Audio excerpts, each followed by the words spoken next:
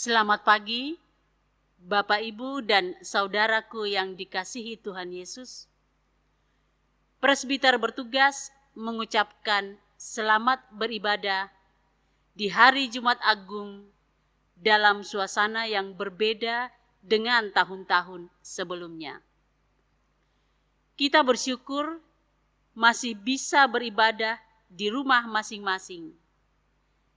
Ingatlah sabda Yesus di Matius 18 ayat 20, di mana 2 atau 3 orang berkumpul dalam namaku, di situ aku ada di tengah-tengah mereka. Kiranya ibadah ini berkenan di hadapan Tuhan, sehingga kita diberkati olehnya dan menjadi saksi baginya. Pemberita firman saat ini adalah Pendeta Irdian Sulistiantoro dalam tema Jalan Salib.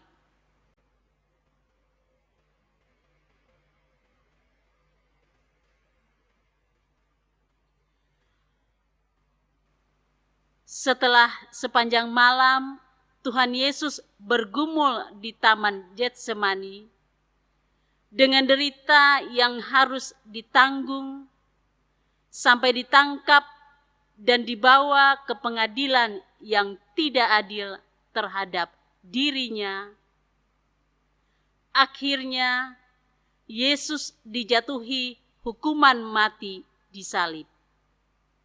Di Bukit Golgota, tanpa keluh dan protes sebagai wujud ketaatan kepada Allah.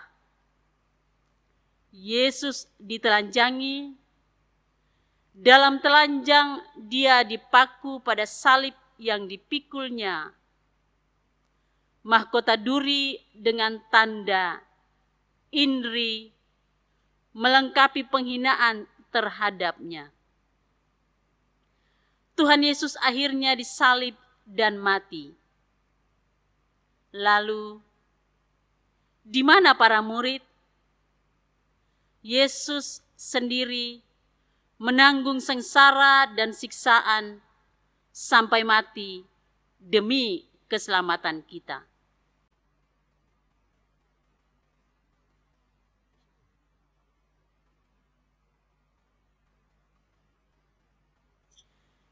Jemaat, silahkan berdiri.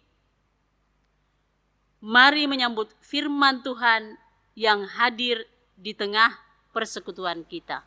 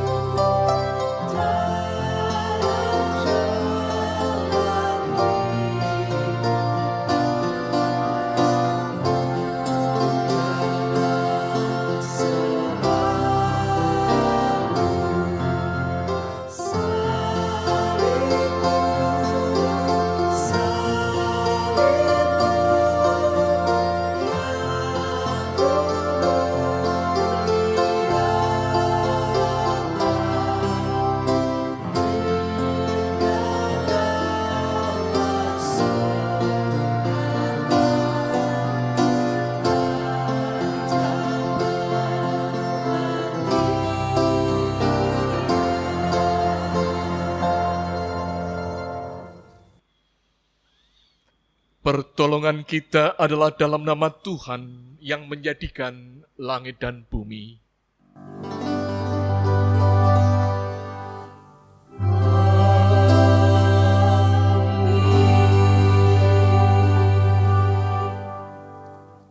Sabda Tuhan dituliskan di dalam Injil Lukas 23, ayatnya yang ke-28, sebagai nats pembimbing kita menyatakan demikian.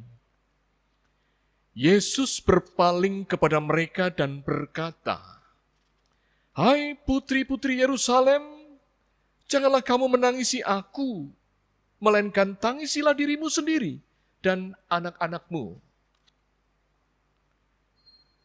Kasih karunia dan damai sejahtera dari Allah Bapa dan Kristus Yesus, Juru Selamat kita, menyertai kamu."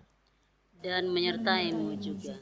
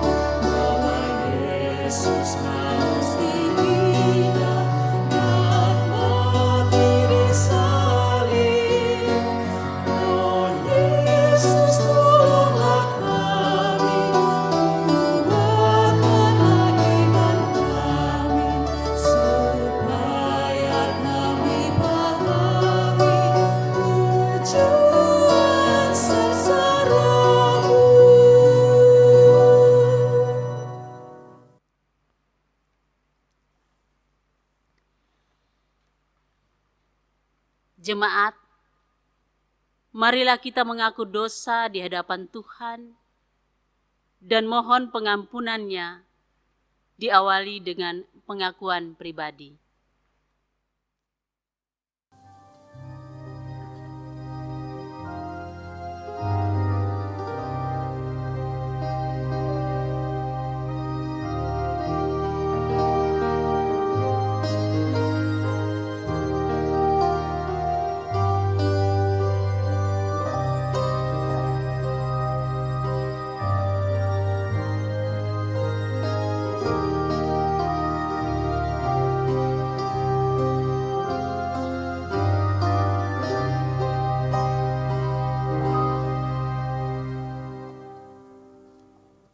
Tuhan Yesus, di hari Jumat Agung ini, kami semua datang bersujud di bawah kaki salib-Mu, sambil mengakui semua salah dan dosa kami, baik terhadap keluarga, gereja, sesama kami, lingkungan hidup, serta bangsa dan negara kami.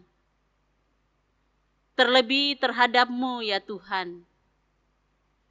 Kami telah abai terhadap firman, perintah dan ketetapan Tuhan. Bahkan sering sengaja menjauhi persekutuan dengan-Mu. Kami bersikap angkuh dan sombong. Kami lebih menuruti pikiran dan keinginan hati kami. Ampuni dan kasihanilah kami, ya Yesus.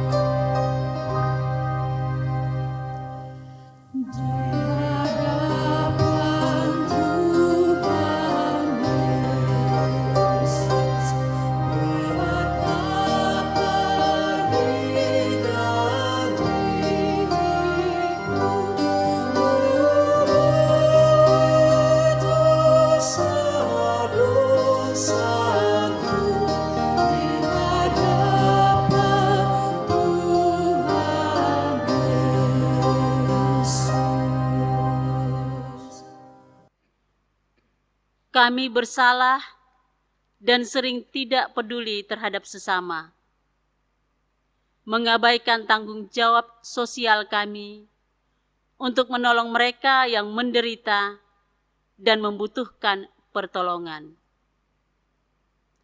Kami tidak mampu bersikap seperti Simon orang Kirene, yang sekalipun terpaksa harus memanggul salib dan bersama Yesus berjalan menuju Golgota.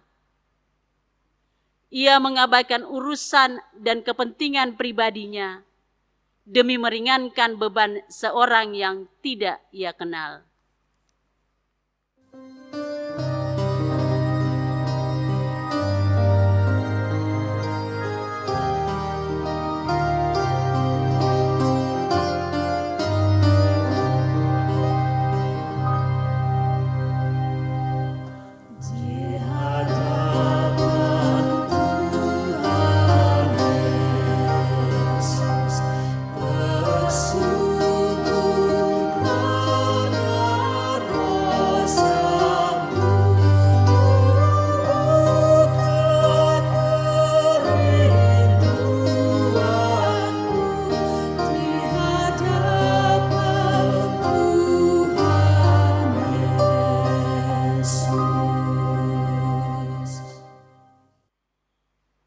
Tuhan Yesus, di kaki salib-Mu kami bertelut. Ambillah dari kami ketidakpekaan terhadap perasaan sesama, kebiasaan mencela orang lain, menggerutu mencari kesalahan sesama, lekas merasa tersinggung, dan suka ngambek yang dapat menghilangkan kedamaian dalam rumah tangga, persekutuan, komunitas, lingkungan, bahkan menyebabkan rasa sedih pada orang-orang yang mengasihi kami. Demikianlah pengakuan dan permohonan kami. Dengarlah ya Tuhan.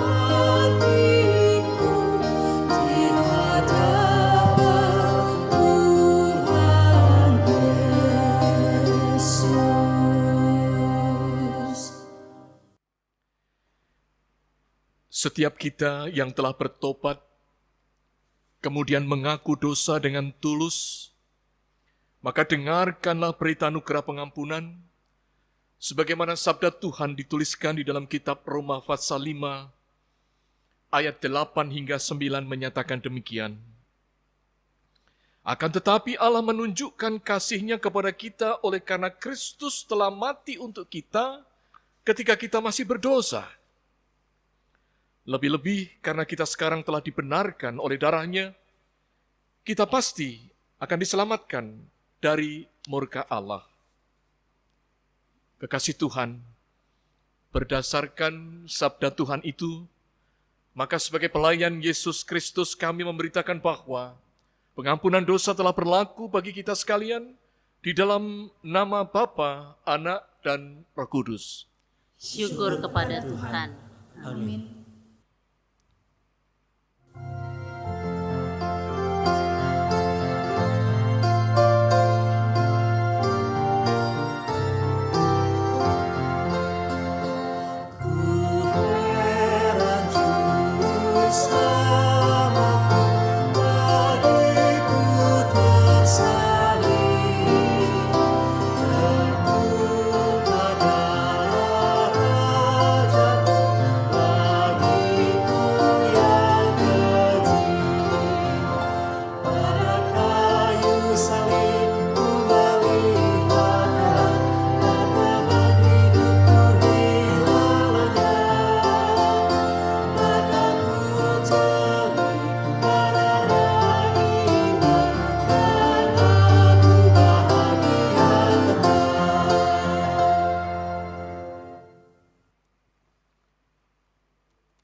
Kekasih Tuhan,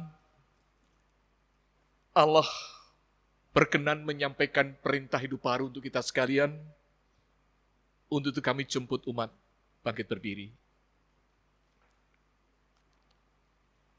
Filipi pasal 2. Filipi pasal 2. Ayat 1 hingga 11 merupakan perintah hidup baru untuk kita sekalian. LAI memberikan judul perikop, nasihat supaya bersatu dan merendahkan diri seperti Kristus. Jadi karena dalam Kristus ada nasihat, ada penghiburan kasih, ada persekutuan roh, ada kasih mesra dan belas kasihan. Karena itu sempurnakanlah sukacitaku dengan ini.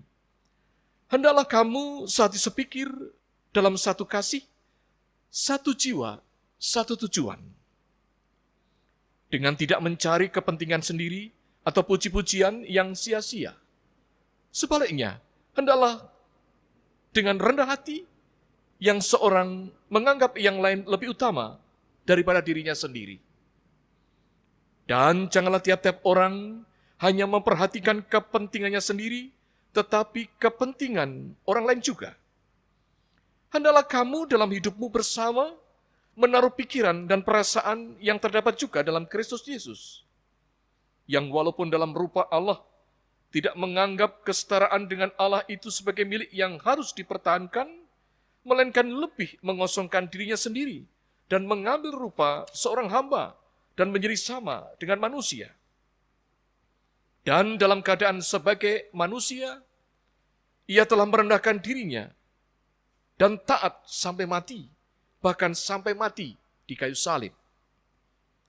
Itulah sebabnya Allah sangat meninggikan dia dan mengaruniakan kepadanya nama di atas segala nama, supaya dalam nama Yesus bertekuk lutut segala yang ada di langit dan yang ada di bumi, dan yang ada di bawah bumi. Dan segala lidah mengaku, Yesus Kristus adalah Tuhan bagi kemuliaan Allah. Kiranya Roh Kudus menolong kita, mewujudkan kemuliaan Allah dalam hidup kita setiap hari, dan kesaksian kita di dalam dunia.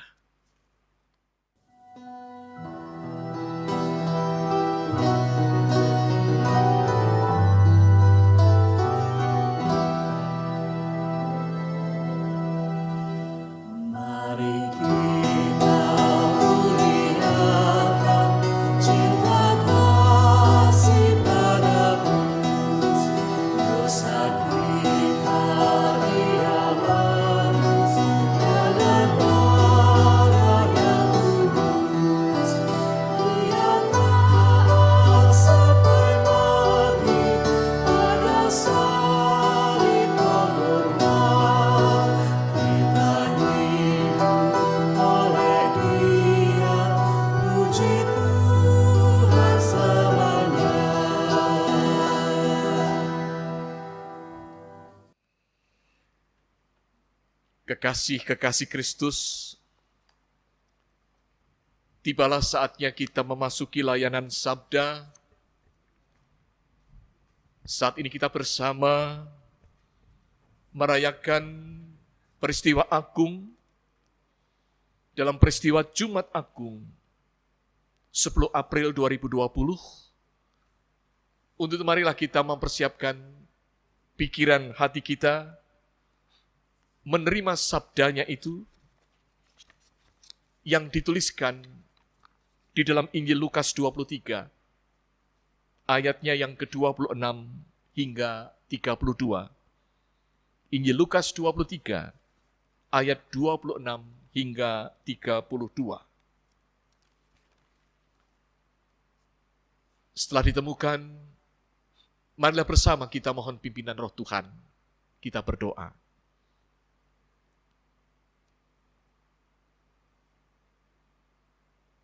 Bapa Surgawi, pikiran kami tak cukup untuk menalarkan cinta kasih Tuhan yang begitu luar biasa. Hati kami pun tidak cukup untuk merasakan keluar biasaan kasih sayang-Mu bagi kami. Peristiwa Jumat Agung menggugah kami agar kami menghayatinya.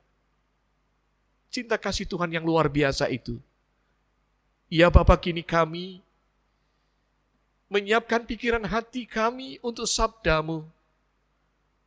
Roh-Mu yang kudus menguasai kami, agar kami sungguh dimampukan menghayati cinta kasih Yesus yang begitu luar biasa itu. Bersabdalah ya Tuhan, kami ini anak-anak-Mu, siap untuk menerimanya. Yesus Kristus, firman yang hidup, kami sudah berdoa. Amin.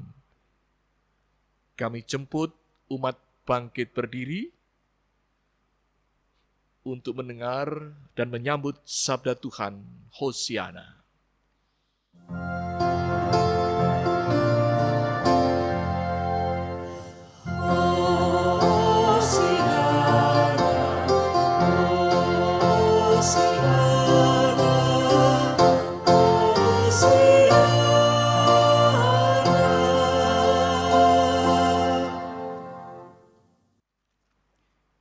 Kitab Injil Lukas pasal 23 ayat 26 sampai 32 yang menyatakan, LAI memberi judul Yesus dibawa untuk disalibkan. Ketika mereka membawa Yesus, mereka menahan seorang yang bernama Simon dari Kirene, yang baru datang dari luar kota, lalu diletakkan salib itu di atas bahunya, supaya dipikulnya sambil mengikuti Yesus. Sejumlah besar orang mengikuti dia, di antaranya banyak perempuan yang menangisi dan meratapi dia. Yesus berpaling kepada mereka dan berkata, "Hai putri-putri Yerusalem, janganlah kamu menangisi aku, melainkan tangisilah dirimu sendiri dan anak-anakmu. Sebab lihat, akan tiba masanya orang berkata, berbahagialah perempuan mandul dan yang rahimnya tidak pernah melahirkan dan yang susunya tidak pernah menyusui. Maka orang akan mulai berkata kepada gunung-gunung, runtuhlah menimpa kami, dan kepada bukit-bukit, timbunilah kami. Sebab jikalau orang berbuat demikian dengan kayu hidup, apakah yang akan terjadi dengan kayu kering?" Dan ada juga digiring dua orang lain, yaitu dua penjahat, untuk dihukum mati bersama-sama dengan dia. Demikianlah pembacaan Alkitab. Hendaklah sabda Allah dengan segala kekayaannya menetap di dalam hatimu, dan ucaplah syukur kepada Allah.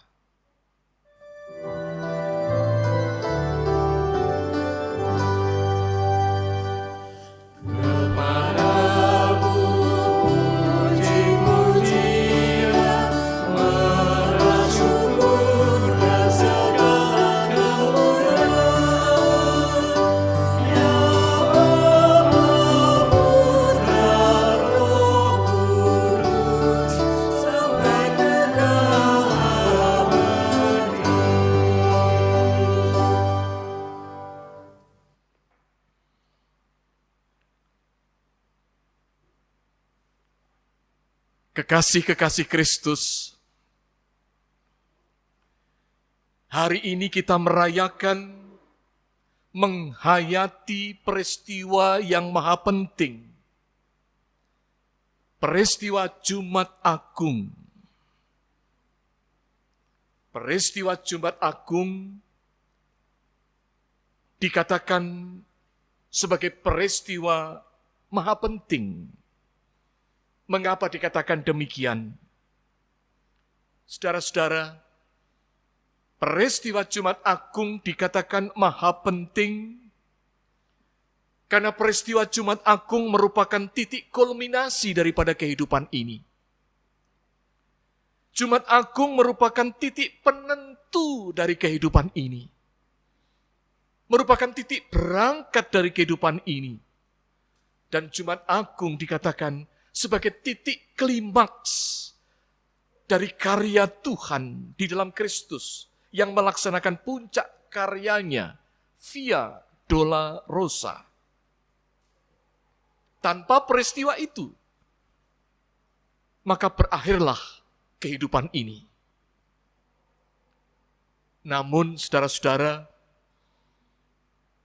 peristiwa yang maha penting itu saat ini kita rayakan, kita hayati dengan cara yang sangat sederhana. Tidak kita rayakan di tengah-tengah gereja yang begitu besar, namun kita rayakan di rumah. Kita rayakan di tengah-tengah keluarga. Dan kita merayakannya, menghayatinya, tanpa melakukan sakramen perjamuan kudus. Pertanyaannya, apakah ibadah ini kemudian akan mengurangi makna esensi daripada ibadah? Ketika ibadah ini tanpa melakukan perjamuan kudus, apakah kemudian juga mengurangi perkenan dan berkat Tuhan?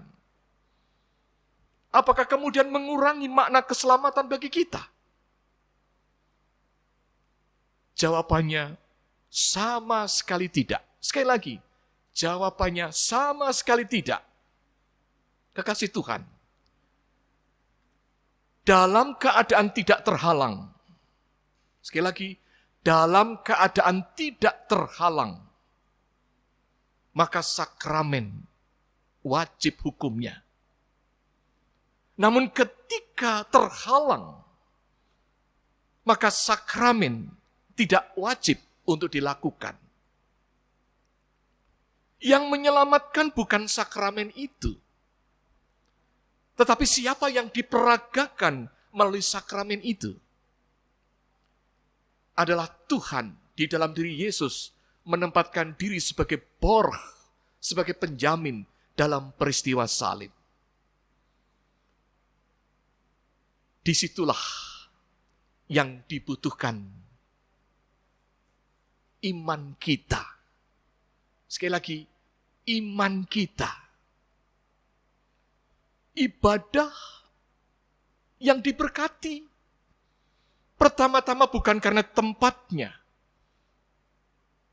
bukan rumahnya, bukan gerejanya, tetapi imanmu lah. Namun sekali lagi, dalam keadaan yang tidak terhalang, mari semuanya akan kita lakukan. Sakramen akan kita lakukan. Ibadah di gereja secara bersama akan kita lakukan.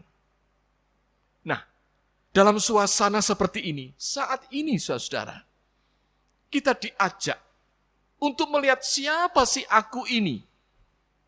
Apakah si aku ini adalah aku yang terjebak dalam keakuan, dalam keegoisan, yang orientasinya kepentingan diri sendiri, dikuasai, dijajah oleh sang ego, menjadi sosok yang dikalahkan oleh sang ego, oleh karena tiada tempat bagi Tuhan dan juga bagi sesama? Atau apakah si aku ini adalah aku yang mampu mengalahkan si ego, aku yang tidak dikuasai oleh sang ego, sehingga bisa kemudian memberikan tempat bagi Tuhan dan juga bagi sesama dalam kehidupan ini. Saat ini saudara, kita pun sedang teruji dengan hal itu, sehingga kita tidak terhalang untuk tetap menghayati, untuk tetap merayakan Jumat Agung dengan cara yang seperti ini. Tidak di dalam gereja yang besar, tetapi di tengah-tengah keluarga.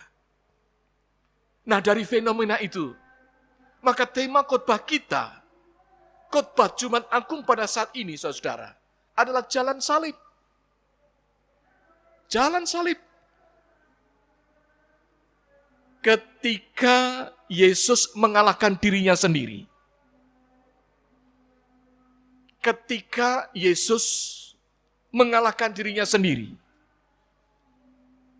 Lukas 23, ayat 26 hingga 32. Lukas 23, ayat 26 hingga 32. Dari tema ini, saudara, yang pertama, kita digiring dalam satu kesadaran penuh, baik secara nalar maupun secara nurani, bahwa pekerjaan yang dilakukan Yesus, karya yang dilakukan Yesus, itu bukan pekerjaan karya yang bim salabim. Tetapi ada proses, ada perjuangan. Tidak sekedar proses, tidak sekedar perjuangan, tapi proses perjuangan yang begitu luar biasa. Jadi, kata ketika, sekali lagi kata ketika, itu dengan sangat sengaja menjadi kata yang diletakkan sebagai awal frasa dari kalimat tema ini. Dalam rangka untuk menggarisbawahi tentang proses itu. Bahwa proses itu begitu dramatis, begitu luar biasa. Tak cukup nalar ini untuk memikirkannya. Tak cukup hati ini untuk merasakannya. Keluar biasaan proses dan perjuangan Kristus waktu itu. Kekasih-kekasih Tuhan. Yang kedua, melalui tema, kita juga digiring pada satu pertanyaan tentang si aku, tentang diri sendiri. Mengapa diposisikan sebagai lawan? Sebagai penentukah yang namanya diri sendiri sehingga harus dikalahkan? Kekasih Tuhan, kalau Yesus tidak berhasil mengalahkan dirinya sendiri, maka peristiwa salib ini tidak terjadi. Sekali lagi, kalau Kristus tidak berhasil mengalahkan dirinya sendiri, maka peristiwa salib ini tidak terjadi. Lawan terberat bagi Yesus bukanlah maut, tetapi untuk mengalahkan dirinya. Sungguh pekerjaan yang terlampau amat berat bagi Yesus. Kalau kita mundur kembali melihat Lukas 22 ayat 39 hingga 44, dijelaskan di sana bagaimana Kristus itu mengalami ketakutan luar biasa. Yesus mengalami pergumulan luar biasa. Begitu takutnya, begitu bergumulnya, sampai-sampai peluhnya menjadi seperti titik-titik darah bertetesan ke tanah. Dan memang ini, saudara, ini adalah fenomena psikologis. Seseorang ketika mengalami tekanan secara psikis yang sedemikian rupa memang bisa mengalami pendarahan. Dan itu dialami oleh Yesus. Pergumulan yang dihadapi Yesus adalah pergumulan antara kehendakku atau kehendakmu Bapa. Pergumulan antara meminum cawan atau tidak meminum cawan. Kecenderunganku tidak meminum, tapi kehendak Bapa meminum cawan. Tetapi dalam hal ini, Yesus mampu mengalahkan dirinya. Yesus mampu mengalahkan keakuannya. Dan kemudian meletakkan segala-galanya pada kehendak Sang Bapa. Dan kemudian cawan penderitaan itu diminumnya. Kristus bersedia berada dalam jalan kesengsaraan, ditandai dengan Yesus yang meminum cawan penderitaan itu demi misi kasih-Nya bagi kita manusia yang berdosa ini. Mari saudara-saudara, kita melihat perjalanan yang harus dilalui oleh Yesus, Via Dolorosa itu. Di dalam Lukas 23, 26 hingga 32 yang tadi sudah kita baca, ini perikop yang berisi menunjuk tentang posisi Yesus yang sudah tervonis. Dan Yesus yang sudah dalam proses eksekusi, mati dengan cara salib.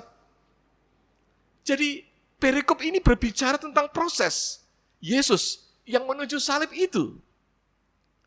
Nah, saudara, tampaknya memang perlu disampaikan tentang latar yang mendahulinya sebelum terjadinya vonis ini.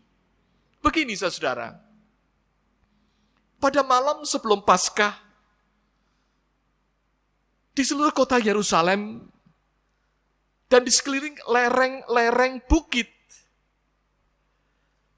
dipenuhi oleh para peziarah yang tidur nyenyak. Sebab esok harinya, esok paginya akan berlangsung perayaan Paskah.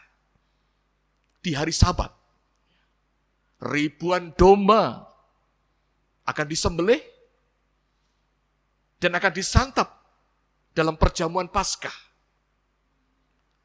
Tetapi dengan waktu yang sama, ternyata sedang terjadi konspirasi. Dengan waktu yang sama sedang terjadi perencanaan. Konspirasi perencanaan untuk melakukan tindakan penyingkiran dan pelenyapan Yesus. Dengan target, sebelum malam hari, Yesus harus sudah mati. Dengan cara apapun, dikemas secara formal, dikemas secara legal. Oleh siapa? Oleh para penguasa agama.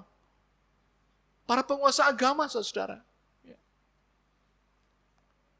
Kalau kita cermati, dikemas secara formal, secara legal,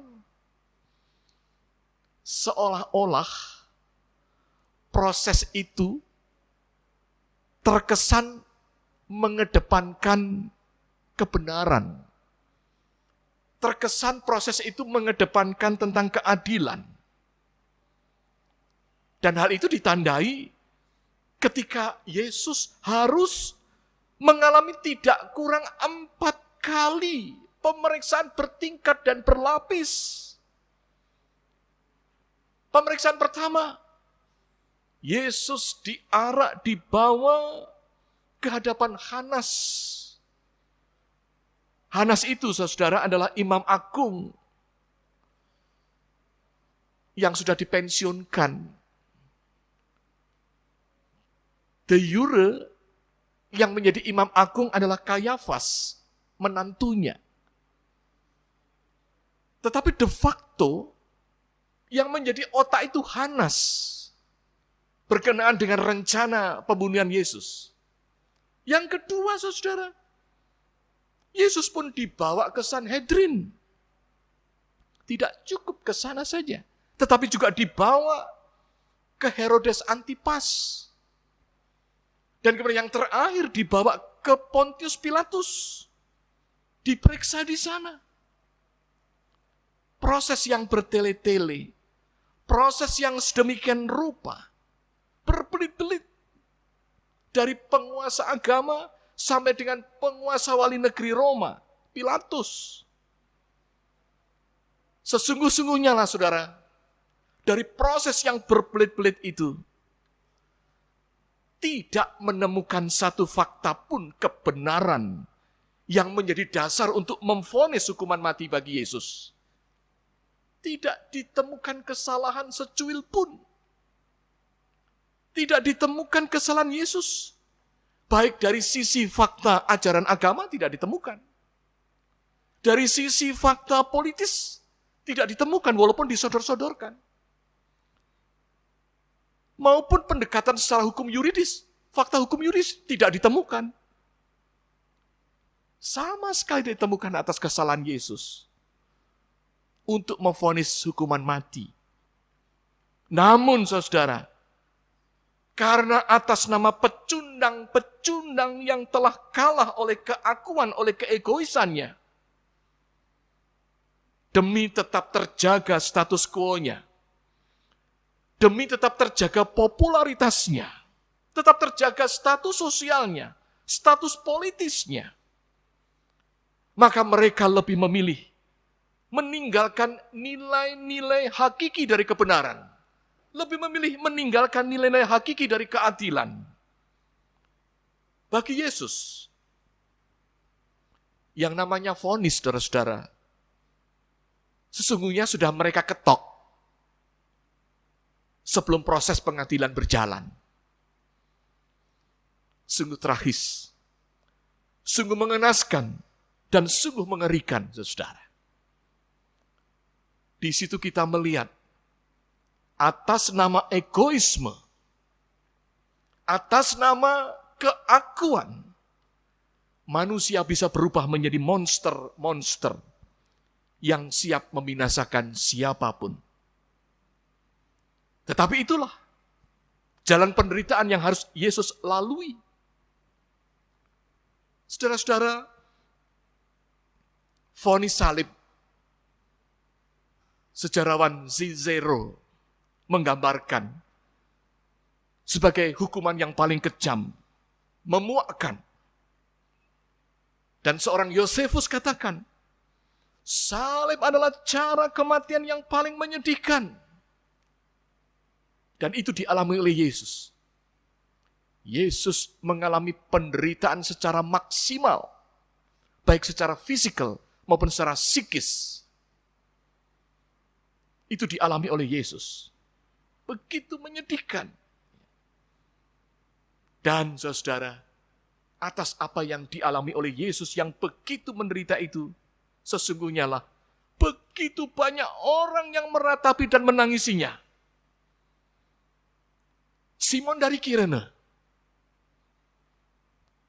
dia mau menggantikan, mengambil alih salib yang dipikul Yesus, kemudian dipikulnya.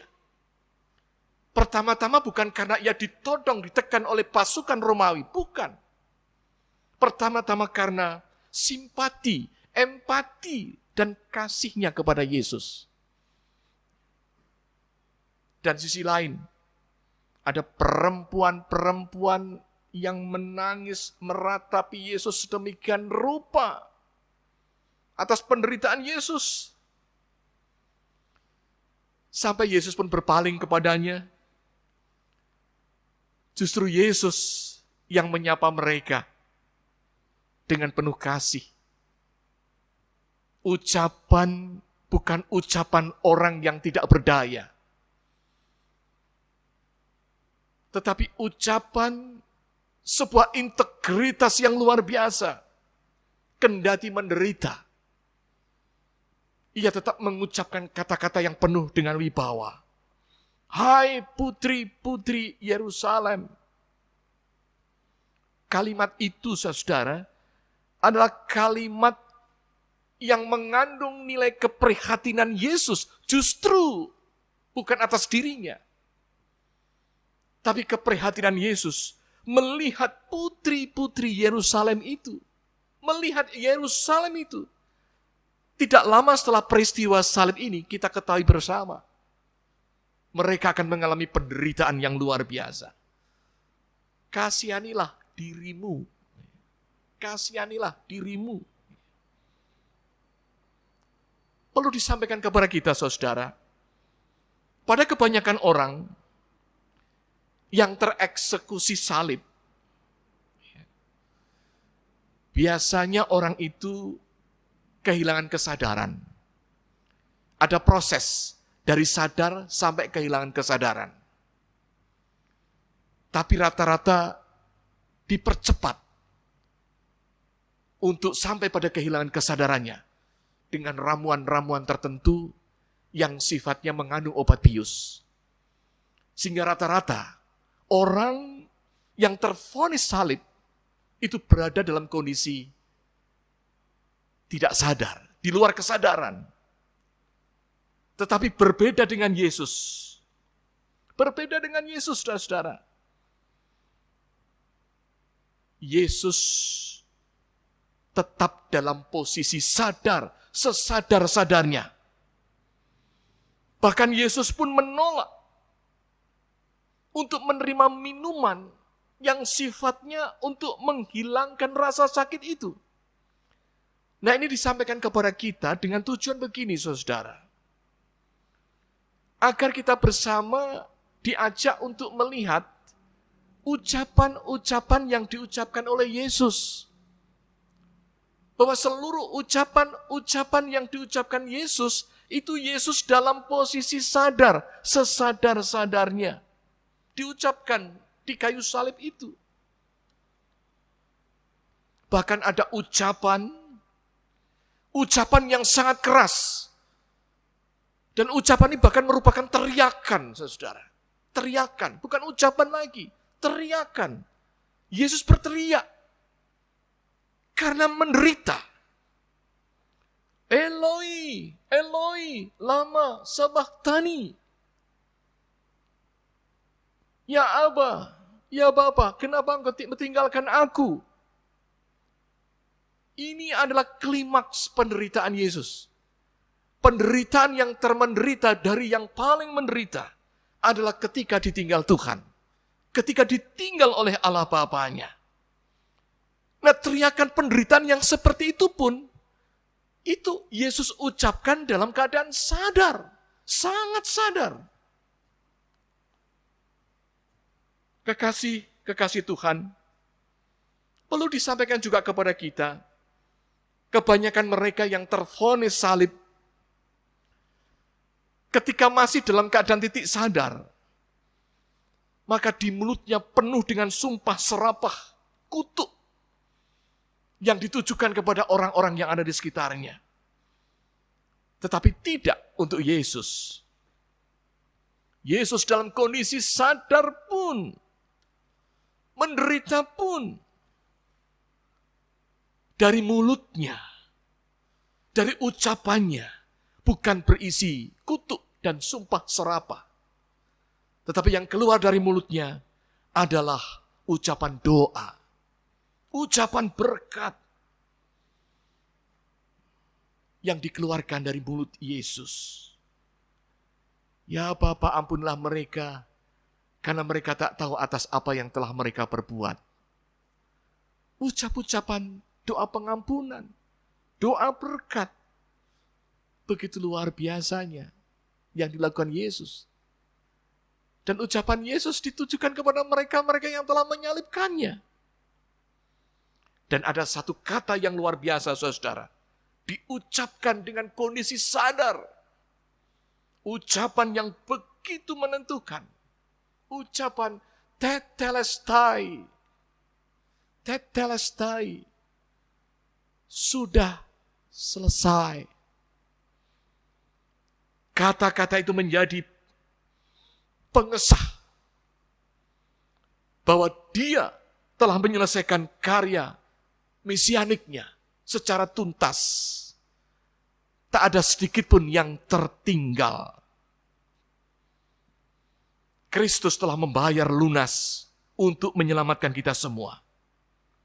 Sehingga barang siapa yang percaya akan diselamatkannya. Hidup atau mati orang percaya bukan ditentukan oleh apapun dan siapapun, tetapi oleh Yesus. Dan rancangan Yesus adalah rancangan damai sejahtera. Kekasih-kekasih Tuhan, peristiwa Jumat Agung mengingatkan dan menyadarkan kepada kita sekalian bahwa saat ini kita bersama berhadap-hadapan dengan beban yang begitu berat, khususnya oleh penyebaran virus COVID-19 yang kemudian memang berdampak luas pada seni kehidupan lainnya. Ketika pikiran kita, hati kita hanya terisi oleh COVID-19, maka bisa terjadi, saudara sadar maupun tidak, COVID-19 bisa diilahkan. Banyak orang kemudian merasakan hidup matiku ditentukan dari COVID-19. Jumat Agung mengingatkan, menyadarkan kepada kita bahwa yang menyelesaikan kehidupan ini, sekali lagi, yang menyelesaikan kehidupan ini adalah salib Yesus. Tetelestai. Tuntas. Selesai. Dan hari Minggu kita memperingati Paskah. Memperingati kemenangan Yesus. Yesus tidak pernah tertidur. Saat ini pun Yesus hadir, saudara, untuk menjaga domba-dombanya. Oleh karena itu pertama-tama, berdoalah seperti yang telah Yesus contohkan di Taman Getsemani. Yesus memohon agar Tuhan menguatkan dirinya untuk mengalahkan si aku. Mengalahkan si ego ini, saudara-saudara. Bukan kehendakku, kehendakmu Bapa yang jadi. Saudara-saudara, kalau ego ini tetap sebagai penguasa, membuat tak ada tempat bagi Tuhan.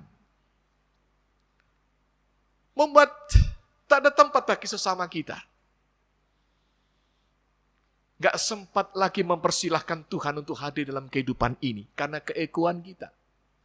Termasuk ego menikmati ketakutan. Menikmati kecemasan. Dan tak sempat lagi memikirkan sesamanya. Pesan Jumat Agung pada saat ini. Kalahkan egomu. Seperti Yesus telah memberikan contoh. Karena berhasil mengalahkan dirinya sendiri, maka ia sanggup melakukan pekerjaan luar biasa. Dan Tuhan akan menguatkan kita, menjaga dan melindungi kita.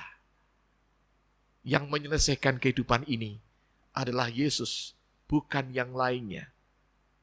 Jangan dipenuhi pikiran hati kita untuk hal-hal yang mencemaskan ini. Tapi beri tempat untuk Yesus. Karena dialah yang menjagamu, yang melindungimu. Tuhan memberkati. Amin.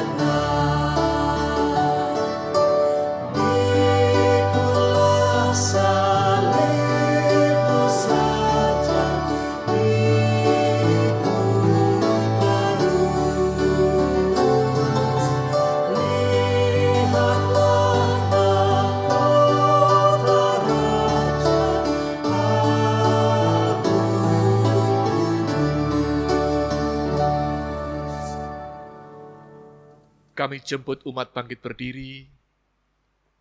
Bersama-sama kita akan mengikrarkan pengakuan iman rasuli. Aku percaya kepada Allah Bapa yang Maha Kuasa, Khalik langit dan bumi, dan kepada Yesus Kristus anaknya yang tunggal Tuhan kita, yang dikandung daripada Roh Kudus, lahir dari anak darah Maria, yang menderita di bawah pemerintahan Pontius Pilatus, disalibkan, mati dan dikuburkan, turun ke dalam kerajaan maut, pada hari yang ketiga bangkit pula dari antara orang mati, naik ke sorga, duduk di sebelah kanan Allah Bapa yang Maha Kuasa, dan akan datang dari sana untuk menghakimi orang yang hidup dan yang mati. Aku percaya kepada Roh Kudus, gereja yang kudus dan am, persekutuan orang kudus, pengampunan dosa, kebangkitan daging, dan hidup yang kekal. Silakan. Mari bersama-sama kita masuk dalam doa syafaat. Kita berdoa.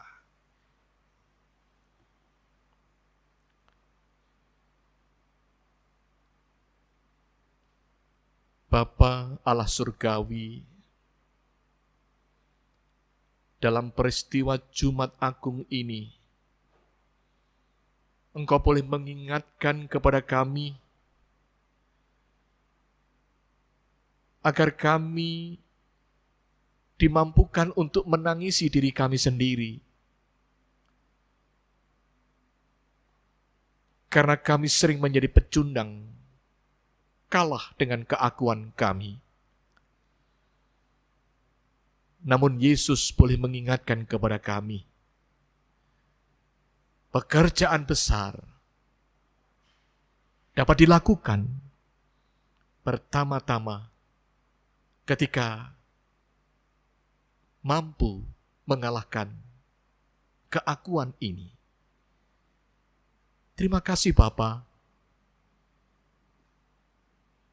Di dalam Yesus, kami boleh menerima keselamatan yang berasal dari Dikau. Biarlah ini menjadi kekuatan kami untuk menapaki kehidupan kami, agar kami tidak boleh lagi menjadi pecundang-pecundang saat kami berhadapan dengan berbagai hal yang ada di sekitar kami. Karena kami punya Yesus. Yesus yang mampu mengalahkan apapun, segala hal yang membinasakan kehidupan manusia ini. Bapa Allah surgawi, biarlah pikiran hati kami yang bertahta hanyalah Yesus. Dalam kesempatan ini Bapa, kami berdoa bagi gereja-gerejamu, khususnya GPIB Jemaat Pasar Minggu ini dengan segala keberadaannya. Kami juga berdoa bagi keluarga-keluarga. Saat ini Bapa, kami mendapatkan kesempatan untuk lebih dekat lagi berada dalam keluarga-keluarga anugerah Tuhan. Saat ini kami mendapatkan kesempatan untuk merajut kembali ikatan-ikatan yang rapuh. Kini kami boleh dikuatkan kembali. Terlebih dalam peristiwa Jumat Agung ini Bapa. Betapa kekuatan Jumat Agung akan memberikan kekuatan bagi kami untuk mensemaikan segala hal yang baik di dalam keluarga. Ya Bapa, kami berdoa bagi anak-anak Tuhan yang melayani pada hari ini. Presbiter yang bertugas. Anak-anak Tuhan yang mendedikasikan talenta anugerah Tuhan. Sebagai pianis, organis, pemandu lagu. Anak Tuhan yang telah memposisikan diri berada dalam komisi TPG. Demikian juga tim media Pasar Minggu yang berjuang sedemikian rupa sehingga live streaming dapat kami lakukan, ibadah boleh tetap terlaksana, tidak terhalang oleh apapun. Berkati anak-anak-Mu ini Tuhan. Ya Bapa, dalam kesempatan ini, kami tidak lupa berdoa untuk bangsa negara kami, untuk pemerintahan kami. Ya Bapa, kiranya Tuhan semakin memberdayakan pemerintah kami, Bapak Presiden beserta jajarannya. Ya Bapa, demikian alat-alat negara yang diposisikan pada garda terdepan, kementerian-kementerian, terutama Kementerian Kesehatan, Engkau berkati. Pemerintah-pemerintah daerah Engkau berkati. Agar diberdayakan Tuhan dapat mengatasi beban berat yang dialami oleh dunia dan khususnya Indonesia yang kami cintai ini, mengatasi penyebaran COVID-19. Sertai lindungi kami semua Bapa. Dan kami berdoa bagi mereka yang menderita, yang berduka karena ditinggal, mereka yang dikasihi, Engkau berikan penghiburan sejati. Bapa Allah Surgawi, saat kami pulang nanti, biarlah kami tetap berada di rumah, tetap menghayati keberadaan kami di tengah-tengah keluarga. Keluarga menjadi tempat indah bagi kami untuk beribadah, memuji, memuliakan nama-Mu. Ya Tuhan, dalam pengasihan-Mu kami mohon, dengarkanlah doa kami. di dalam nama Tuhan Yesus Kristus yang sudah mengajar kami dalam doa sempurna. Bapa kami yang di surga, dikuduskanlah nama-Mu, datanglah kerajaan-Mu, jadilah kehendak-Mu di bumi seperti di surga. Berikanlah kami pada hari ini makanan kami yang secukupnya, dan ampunilah kami akan kesalahan kami, seperti kami juga mengampuni orang yang bersalah kepada kami.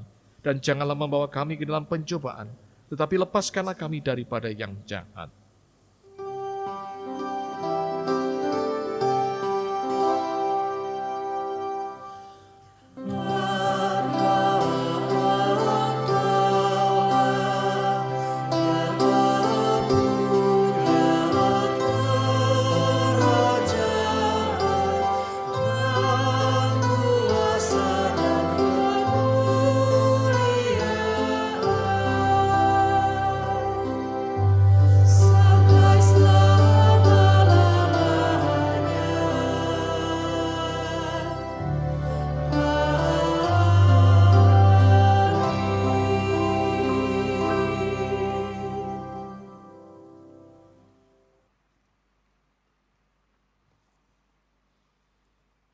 Marilah kita mengucap syukur atas berkat yang telah dilimpahkannya dengan memberi persembahan kepada Tuhan seraya mengingat firman Tuhan.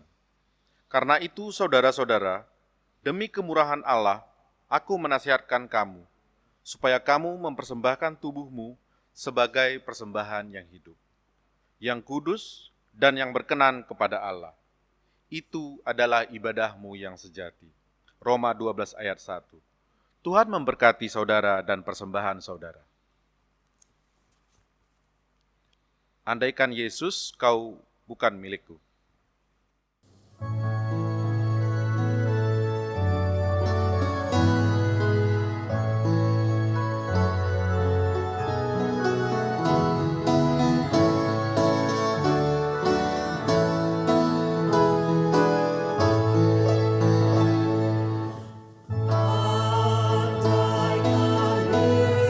Yesus, kau bukan milikku.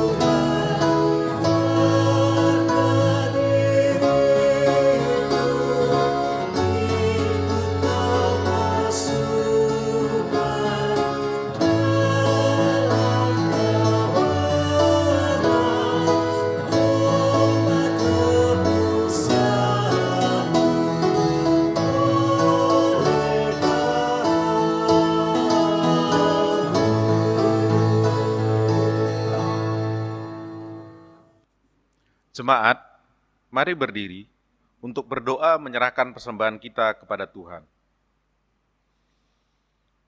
Ya Tuhan Yesus, kami bersyukur kepadamu karena kasih dan pengorbananmu mendorong kami untuk memberikan persembahan ini. Kami sadar bahwa persembahan kami tidak sebanding dengan kurban tubuh dan darah-Mu. Terima dan kuduskanlah ya Tuhan, agar bermanfaat untuk pelayanan kasih dan keadilan bagi kemuliaan nama-Mu. Amin.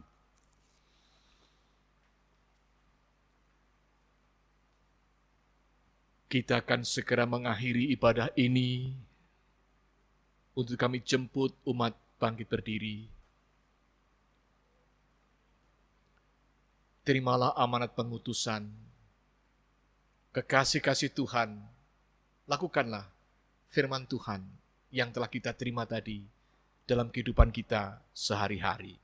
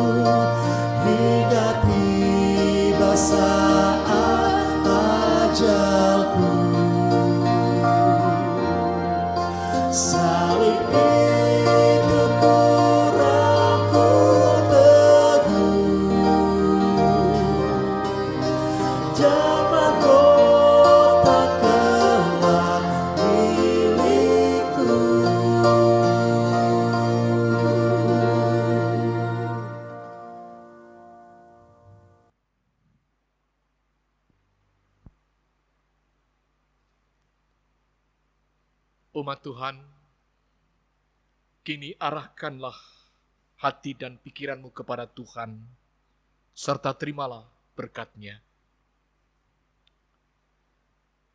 Tuhan memberkati engkau dan melindungi engkau.